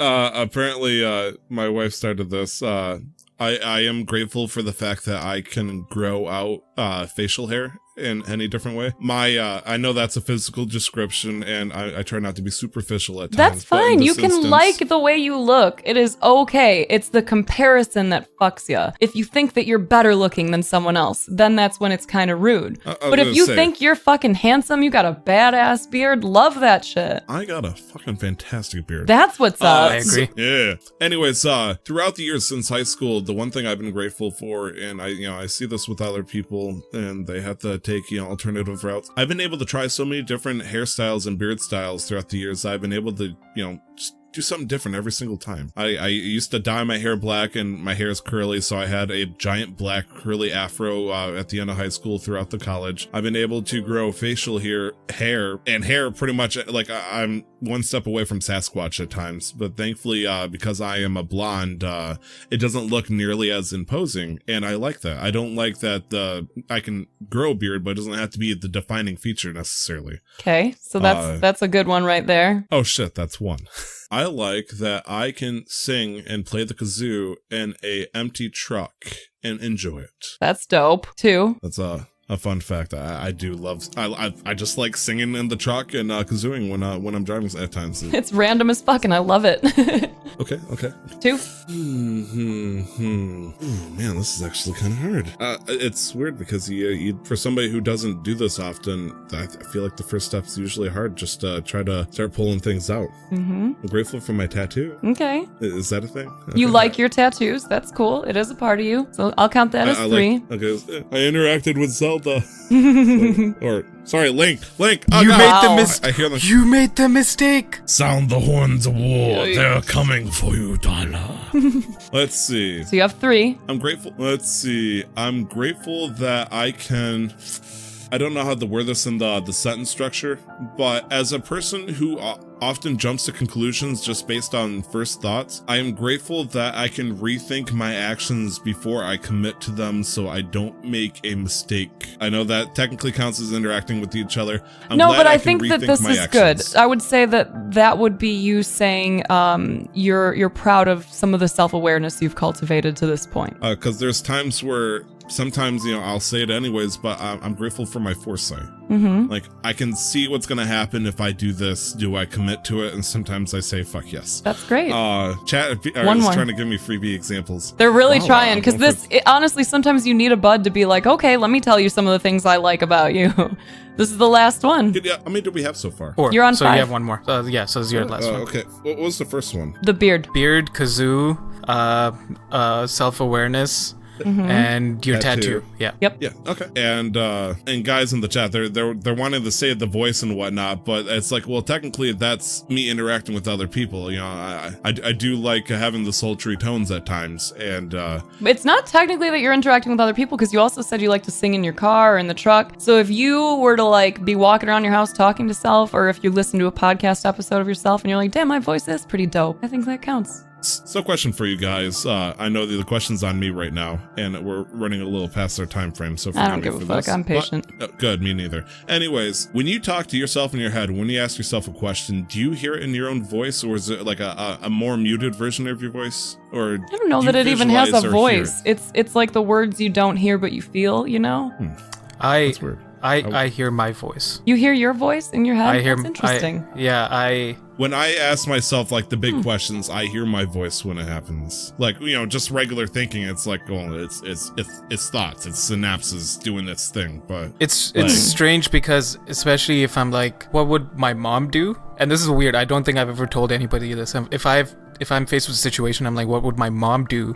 I'd see her face, but it'd still be my voice. That's but like really cute. Pushing out her thoughts or opinions of what she would likely do. I just realized that I do use it is my voice, because there are times where I catch my mind wandering off. It's funny because I never really considered it, right? But there are times where I catch my mind wandering off and being a dick to me, and I'll do like a no in my brain, and it's just no, and that is my voice, because I just did it in my head to test it, and I'm like, oh shit, that's me. What's up, girl?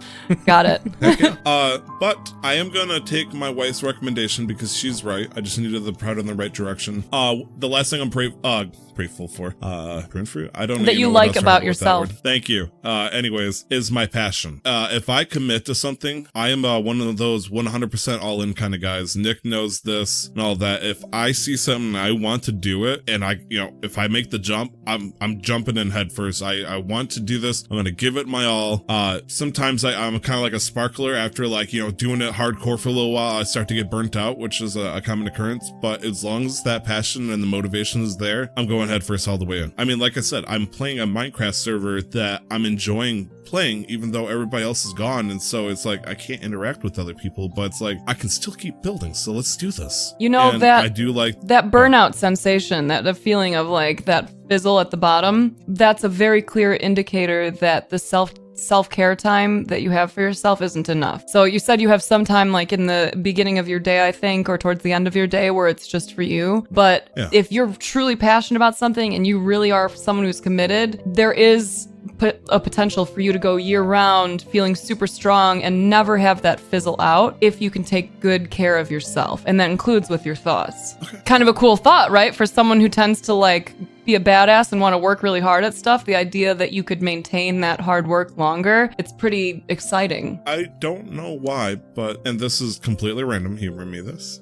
I have a librarian. I have a librarian from my local library, and she has an imagination like no other. Like, I loved her. I adored her. She was great with puppets and whatnot. And after she captivated us, she always hit us with this wisdom. And like, I just like kind of like closed my eyes for a second while I'm listening to your voice. And it's like, it's almost nostalgic hearing a younger version of that same person. And like I said, you are mesmerizing. It's interesting because like we're bringing up me, but at the same time, I'm impressed with how well you're able to do it. It's I mean, for one, thank you. It is what I do now. And two, one of the things that I think is really interesting, and you're likely to experience this as well when you really go full send you and you start really taking a lot of care for yourself.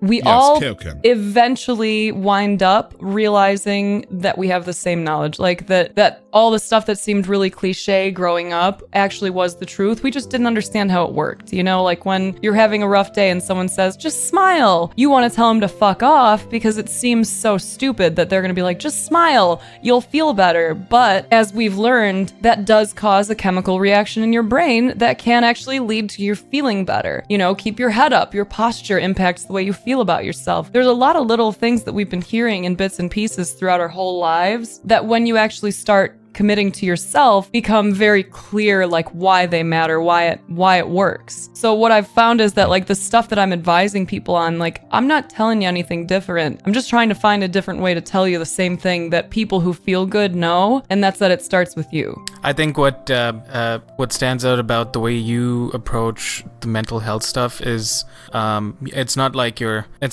preaching new information. You did this already several times when I said, "Oh, I'm gonna have to go to New York." You're just very good at targeting asking specific questions that make people think about why they say certain things. Yeah, do you really have to do that thing, or do you get to do it? Are you blessed with an opportunity? Even if it's something you don't necessarily want to do, changing your mindset to make if I have the first level spell. Changing your mindset to make it seem not like a negative thing in your head is important. Yeah.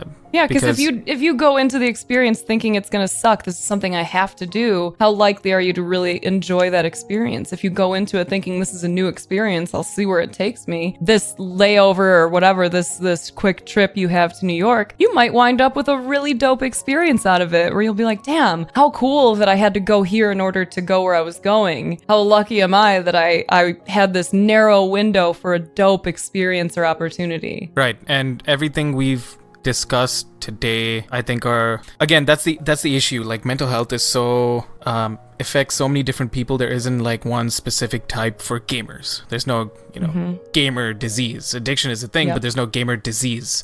So part of the steps is all the different things. Ask the World Health Organization that, because they just totally labeled it. Yeah, they don't exist to me.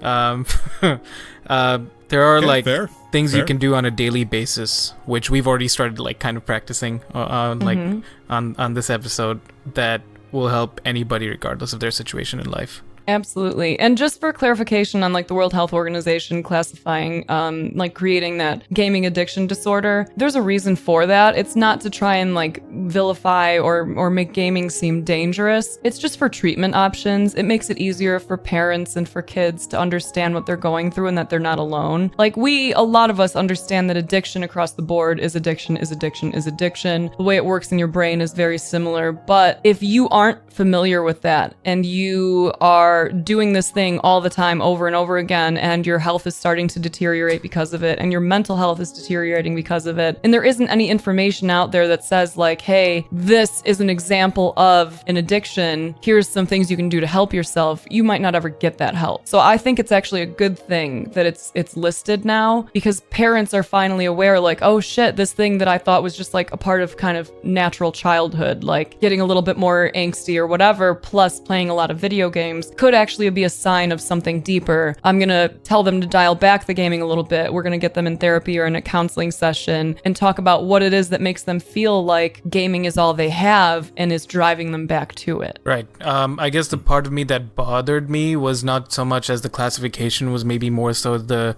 news articles that spun it out of control and when had like put all the negative stuff on it. Because a part of it, I think, is really also just parents with kids specifically not knowing how to say no to their kids, right? Then that's led to several different things. But then there are like my studies suffered at some point during the last 5 years because I would just spend way too much time focused on the games or the grind or whatever, and then I decided to do games.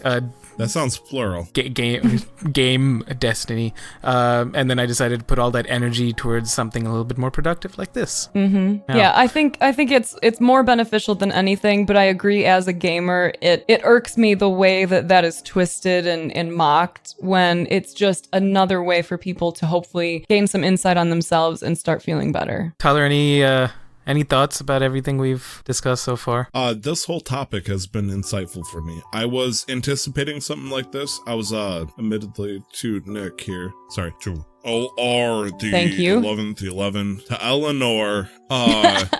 Acceptable. I have been, I was a little hesitant about this because I've realized that I'm not good at opening up at times, especially with obviously somebody that I'm not really privy to. No offense to you, of course, Snaps. How dare you? And I know, right? Oh gosh, the shame. I may look like a bride, but I will never bring honor to my family. That was a joke. Joke. That's not the part I would get after you for. It would be the very first part of your sentence. I would tell you, I think it would be good to restructure. When we tell ourselves what we're not capable of, our brain is listening. And you just told us and your brain that you're not good at opening up. Like present tense in general, I just am not good at it. How likely do you think you are to open up when you tell yourself you're bad at it all the time? There. So with wording a sentence like that, would it be better to say I'm not used to it? Or I'm still learning how to open up? Yeah, that would be a good, nice kind of like middle of the road story to tell yourself. The way I like to tell people to structure it is, in the past, I struggled with opening up to people, but now I open myself up whenever I want to or whatever. You know, you can explain that this is something you've battled in the past. We don't need to pretend that you have always been great at opening up, but you could do that. Like, in the past, I struggled with this. Now I love talking to people about myself, about my feelings, about whatever. So even if it's not necessarily true, like, so if I say, just to run off Tyler's example, I'm in the past, I wasn't good at opening up. And even if saying that I don't open up still, I guess that's sort of implanting kind of seeds of you getting used to at some point then finally opening up. Yeah, exactly. I think it's for yourself. It's for being more specific with your language and for giving yourself that little bit of hope even. Like in the past, this is something that I struggled with, but it's something I'm working on. Like even that, we don't need to always be so locked in, like do the present tense, don't include these words, but just in general, remember that the story you're telling yourself really matters. So are you saying something that is 100% true and will always be true? Or are you saying something that you've battled in the past, but you're ready to tackle head on now? So like I said, I was really receptive. I am really receptive to the things that you were saying. I can tell. And good. I am afraid to say a sentence now. It's a challenge. This is challenging. And, I don't want it to be something where you feel like you're getting, picked on for language. But this is, whether I'm in the room or not, I think it's important to just slow down, choose your words carefully, think about the way that you talk about yourself and the way that you talk about what you're working on. For sure. God bless truncate silence. Yeah, it's... that's the power of language is something I've unknowingly practiced for a while. I don't know. I don't think anybody knows this, but when my mom left the marriage, she even today she feels guilty for leaving me and my sister, and so it used to be a lot more, but now every month or so something will come up and be like, yeah, I was a bad mother. I'm like, and so I've been doing this for years now where I'm like, no, you're not, because of this, and this. And I give her a breakdown for the last, 16 years now I've been doing it pretty regularly. I'm like, no, you're not, because of these, and these facts. And so a lot of these things a lot of the principles that I connect with on Snaps has been things that I've already been doing, which as over the last year or so I've been realizing, and I'm like, that's kind of crazy how I've been doing that already, and I've never applied that to myself until the last year and a half or so. Right. Yeah. I think that's one of the things that I found really fascinating about my mental health and mindfulness journey was the few things I was doing for myself that did feel good after I understood how they work in my brain and what they do, and that there are ways you can not just do that when you need to reactively, but you can proactively include that in your routine. I was blown away too, oh shit, I do that. Cool. And if I do that every day for a certain amount of time, it could actually make me feel even better. Dope. Good to know. But going back to you though, Tyler, why was you said that you were looking forward to this, but you were also a little bit nervous. Was there a certain thing that you were hoping to be able to talk to us about today? That is a great question. I think you're doing an awesome job. Classic deflection. Yep. Just avoided. Anyways, I don't want to hear from you. Okay.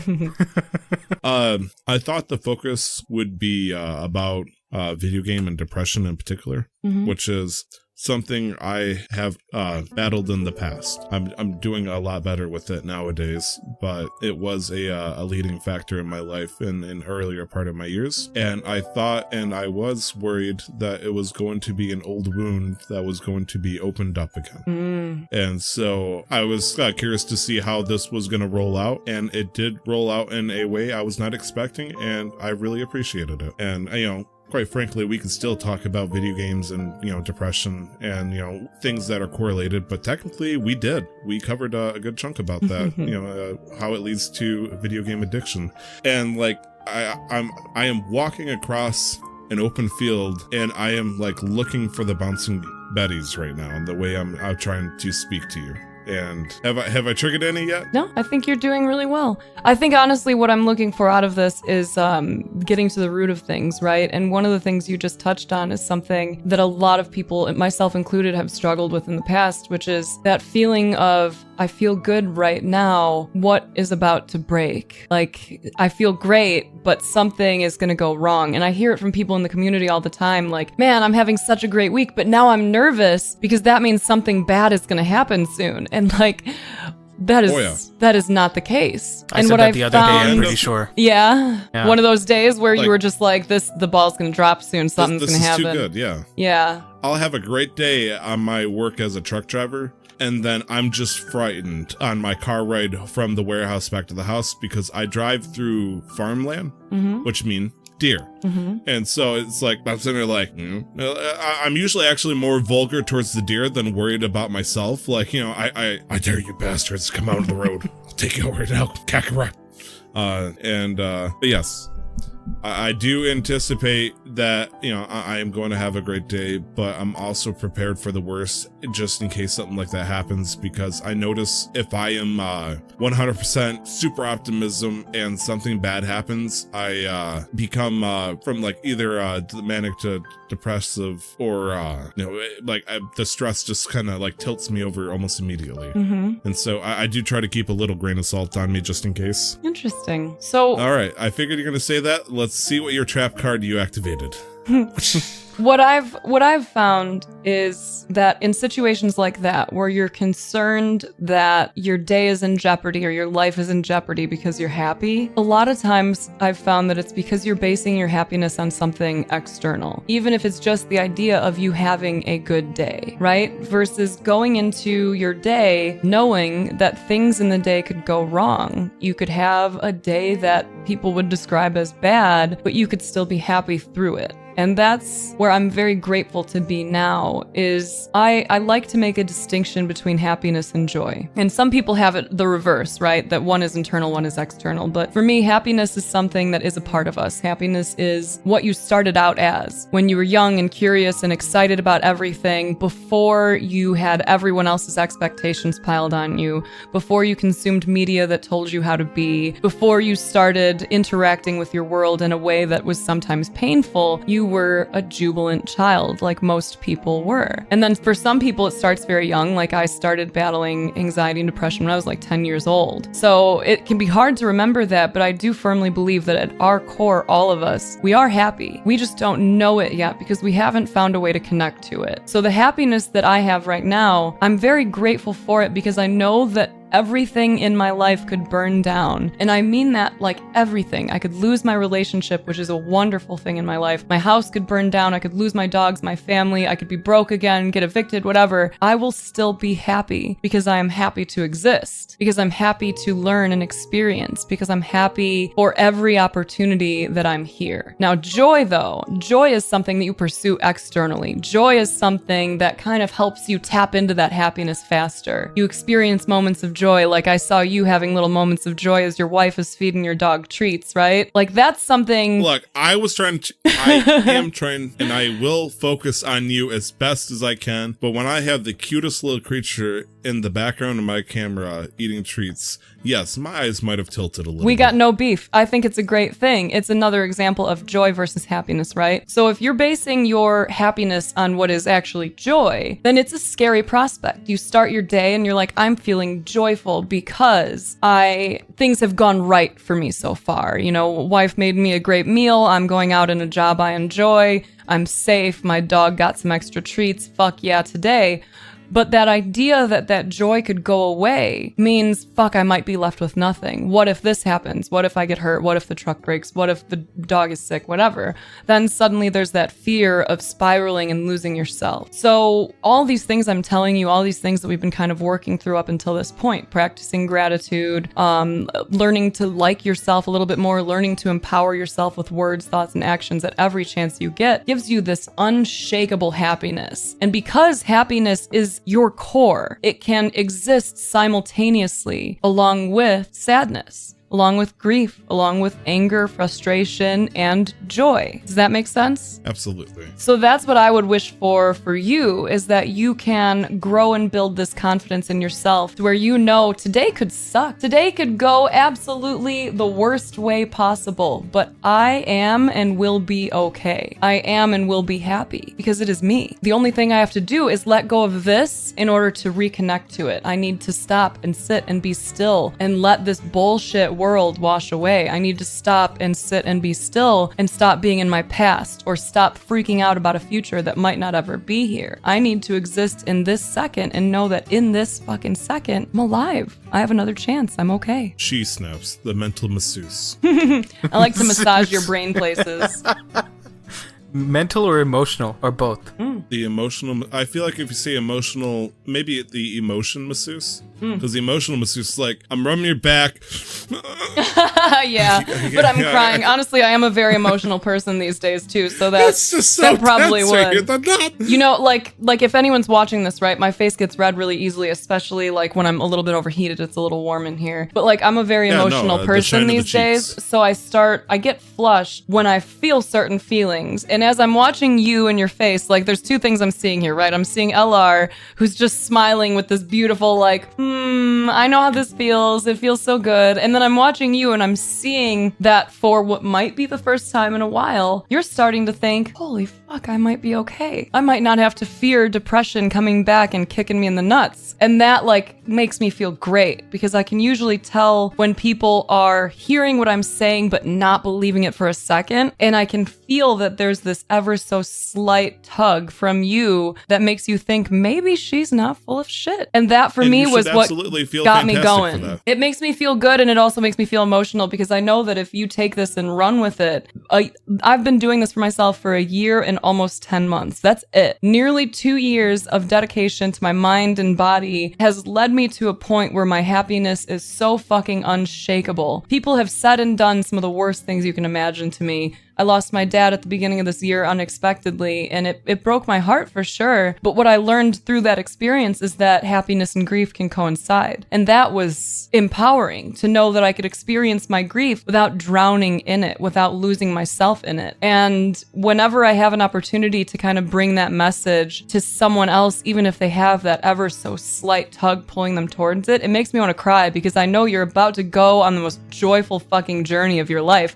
And that's what LR's face is telling us right now. He's like, I know, because I feel it. I feel it a little bit. Like, I'm not all the way there, but I feel that joy of the fucking journey for the first time ever. And I want you to feel that. This is like me wanting to cry over the joy, knowing that, like, you got some good shit coming your way, bud. It's amazing, actually. It's been a while because these past few months have, I will admit, have been trying for me. Mm-hmm. It's been a lot of trial and tribulations, but everybody has that. There's always that one tug. Obviously there's good stretches to where, no stress is really hitting your life, but there's always going to be, at least an expected amount of stress. Mm-hmm. And it's weird because I'm actually having a person do the opposite, bringing a lot of negativity towards me right now. And so it's weird being infused with the complete opposite. It is refreshing, would be the term, I believe. Yeah, I'm glad. I as soon as we started this podcast, I swear I was like, I'm gonna get this guy. I fucking got him. Yeah, the moment Nick to walk away and I said, I'm a little bit nervous because I have a habit of driving people away. You probably had that fucking Naruto, I'm gonna be the Hokage one day spark in your eyes. You're like, this guy is gonna be putty in my hands when I'm done with him, and he's gonna realize it.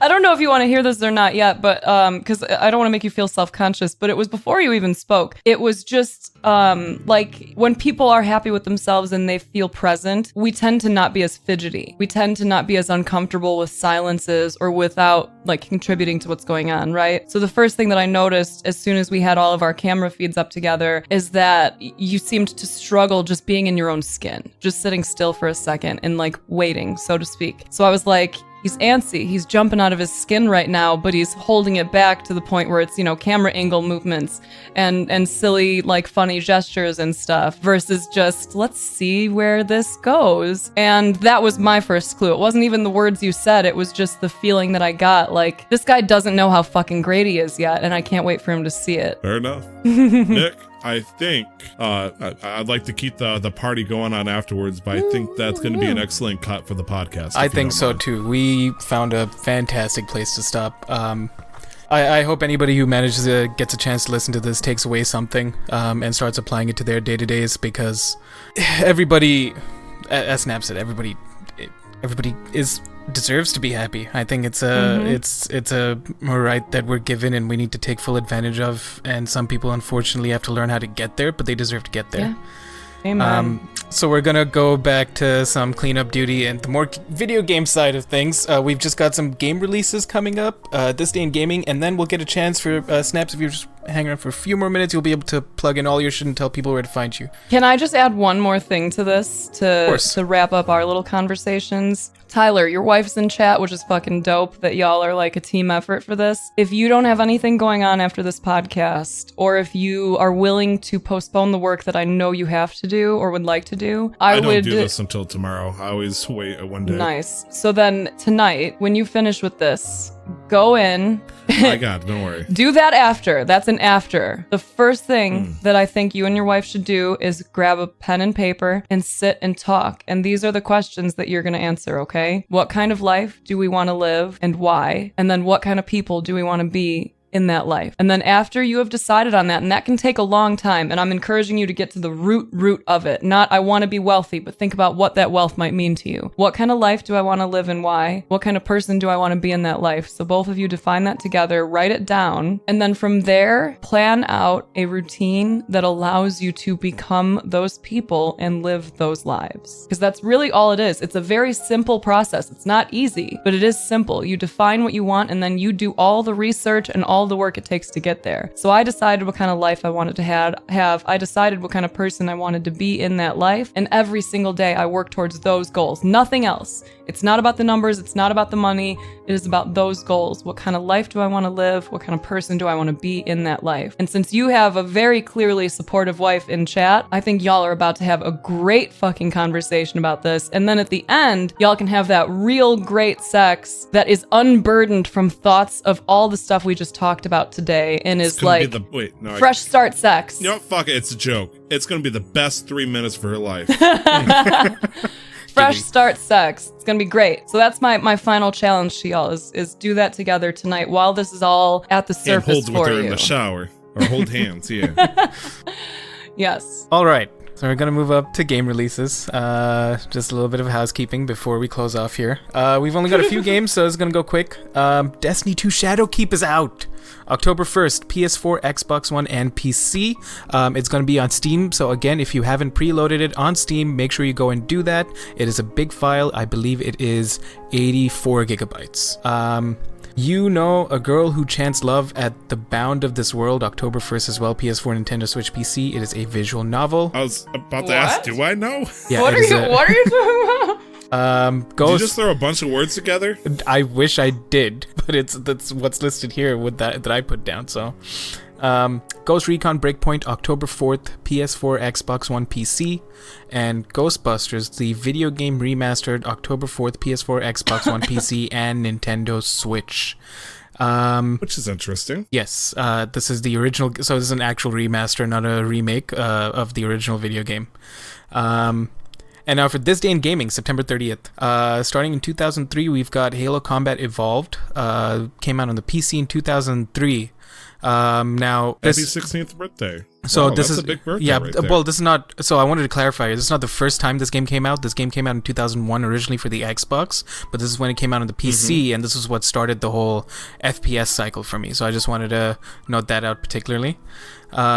But then the next one, which you'd be excited by, Tyler, Sora Limited, formed in 2005 and has been responsible for every major Super Smash Bros. Title from 2008 to the current year, 2019. Are you certain on that? Well, that's what it says. So therefore, yes. As long as that's what my research has shown me. So starting in 2008. May I rephrase my question? Yes. Are you sure I would be happy with that? Well, yeah, it's a Nintendo game and it's Mario, so I'm like, yeah, sure. Okay, fair. I just tagged it under your title. Did you just assume my video game preference? Yes, I did. What are you gonna do about it? I'm gonna ask you to keep going, and I will thank you for your time. So that's thank you for your time. You're welcome. This was September 30th, by the way. All these games came out on this day, September 30th, 2005. Yeah, Sora happy Limited birthday to all the gays out there too that have their birthday. Happy today. birthday to all the gays on September happy 30th. birthday to Y'all are everybody. special. Yay. All right. So Snaps, this is where we close off, plug in everything. Where can people find you? What do you do? This is your chance to promote everything. Until I do a major rebrand early next year, everything is going to be, most of my social media is Mind of Snaps. But Twitch is twitch.tv/SheSnaps. So like Twitch was my intention, I think, originally was Twitch was still going to be a lot of gaming content and everything else was going to be like mental health, mindfulness nonsense. So we're going to be combining all of that at some point early next year. But for now, SheSnaps is Twitch, SheSnaps is the Patreon, and that's where I've got like affirmations and things like that. And then, Twitter, Instagram, the podcast, and my YouTube is all Mind of Snaps. Cool. Good deal. Tyler, where can people find you? You can find His Excellency at Twitter. Love it. Oh, jeez. You're who? You're gonna make me blush, man. Actually, I am blushing. You can find me on Twitter at 2xTyler. All letters, one word, 2xTyler. But Nick, where can we find you? You can find me on Twitch at LR11. Same thing with Instagram, and on Twitter I'm LR the 11th because somebody took LR11. You can find Glenn, our third member, on twitch.tv/Raizit, RAE. So somebody's going to make fun of me. Is it Z or Z? Z. Z? Okay. RAEZETH. This is a Canadian stream. It's Zed. Oh, I mean, right, yeah, thank I'm you. sorry. We're in Canada. Yeah, Zed. thank you. He's also... Say, what you talking about, Snaps? Oh my goodness. He's also on Ready to Roll, a D&D focused podcast, and you can find him on Twitter at Glenn Houston, but it's 2 N's and spelled like Huston. You can find us, Casual Master Quest, on the social medias as well. The Twitter, social medias. On Twitter, we're at MasterQuestPod. Email casualmasterquest@gmail.com. Facebook, Instagram, just look for Casual Master Quest and we will pop up. You can find the show on Spotify, iTunes, Google Play, wherever podcasts live. And yeah, that's it. Any last words before we end off here? Be nice to yourself. Okay. Snaps, thank you very much for today. Today was very good. I enjoyed I liked it. your face through all of it. You're a good friend. Thank you. I enjoyed it. you were a Look, did great you friend. see the way that he just was looking at you like you're just like, I don't know, like his best bud. He's just like, oh, good, yes, feel better. I love you so much. There's very I struggle sometimes. Who's she talking about here? Both of us. We're both Nick? awesome. Okay. I struggle wanna be sometimes included. with articulating support sometimes. So when there's somebody who can actually put what I'm trying to do in words, it makes my job a little easier because I'm just very good at being there. That's the one thing I'm the best at. So yeah, no, it was good. I very liked happy. it. That was casual, or that is Casual Master Quest, but I would like to plug one last thing in, and that is Casual Quest Masters, All right, our yeah. D&D podcast. How could I forget about that? Get your shit together, bud. If you want to check out our podcast feed for Casual Master Quest, you're going to find the first episode of Casual Quest Masters, a D&D 5th edition live play podcast that just shipped out the door. We'll be having an episode 2 coming out sometime this week for you guys, and honestly, it's pretty damn good. I'm excited. So that was Snaps. That was Tyler. And this is me, Nick LR. Thank you That very was much Nick. for listening to this That was Eleanor. very special episode of Casual Master Quest. And don't forget to never stop the grind. Bye. Bye.